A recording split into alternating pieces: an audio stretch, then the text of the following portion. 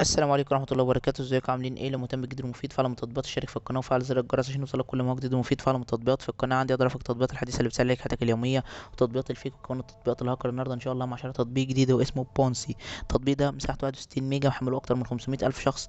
التطبيق ده تطبيق خاص بالاغراض والاشياء والحقائب. يعني ايه الكلام ده؟ يعني لو انت مثلا مسافر مدينة غير المدينة اللي انت فيها، مسافر مثلا دول بلد او مدينة في نفس البلد اللي انت فيها، رايح مثلا كشغل او رايح تغير جو انت وزوجتك، او رايح تزور حد مثلا من قرايبك ومعاك مثلا حقائب ومعاك شنط. فالتطبيق ده بيعمل لك ايه؟ بتقدر من خلال التطبيق ده تتعرف على الفروع بتاعته القريبة منك، ان انت بتروح تشيل الحقائب بتاعتك فيها. اي حاجه عندك بقى بتقدر ان انت تشيلها فيها علشان تستمتع بالرحله بتاعتك.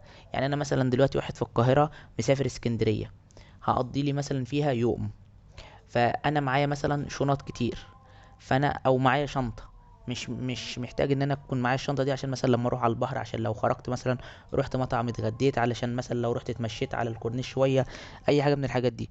فانا التطبيق ده بيساعدني ان هو بياخد الشنطه اللي معايا دي، ناس بيكونوا تابعين للتطبيق بياخدوا الشنطه يشيلوها معاهم، نظير ايجار او نظير مبلغ بدفعه لمدة بقى الوقت اللي انا عايزه. اقول لهم مثلا خلوها عندكم لمدة ساعة، لمدة ساعتين، لمدة 5 ساعات، لحد اخر اليوم، على حسب الوقت اللي انا هحتاجه فيهم. طبعا كل حاجة بتتحسب بالوقت بتاعها. يعني هتحطها ساعة مثلا هتكون الساعة ليها سعر، اليوم هيكون ليه سعر، اليومين هيكون ليهم سعر، وهكذا.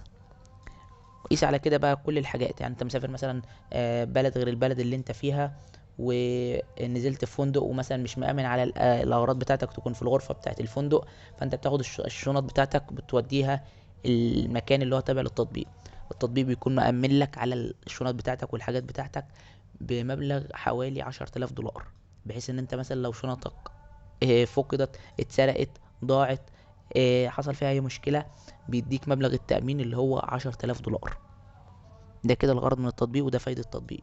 مشكلة التطبيق ان هو بيتضمن اعلانات وبيطلب منك الاشتراك وشراء التطبيق، بالاضافة لان السعر بيكون بتاع ان انت تودي الحقائب بتاعتك للناس التابعة للتطبيق، بيكون سعر غالي شوية.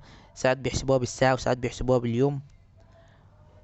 بالاضافة لان التطبيق طبعا مش شغال في كل دول العالم، يعني شغال في بلاد قليلة مثلا منها دول اوروبا ومنها دول امريكا، مش في كل البلاد. بس كده يعتبر نفس شرح التطبيق بالنسبه للمميزات والعيوب. لو عجبك شرح التطبيق يا ريت تدوس لايك للفيديو. لو عايز شرح التطبيق معين يا ريت تسيب لي في الكومنت لو شفت ميزه او عيب للتطبيق في اي تحديث من التحديثات القادمه اكتبها في تعليقات الفيديو. شكرا، سلام عليكم.